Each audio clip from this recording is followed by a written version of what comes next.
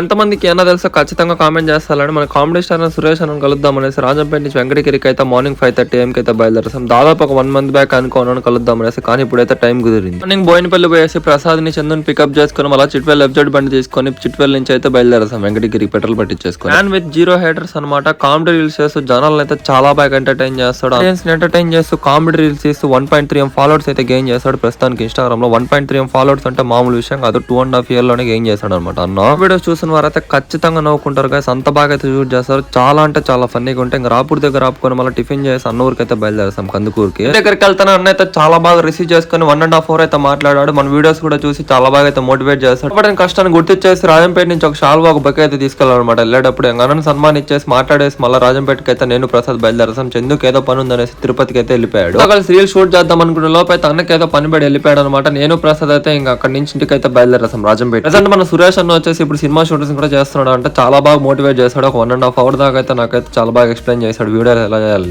Story అయితే upload చేస్తాను అనమాట. సర్ప్రైజ్ అనేసి అదే సురేష్ అన్న కలిసిందే గైస్. వీడియో నచ్చినట్టయితే ఫాలో కొట్టాలి గైస్.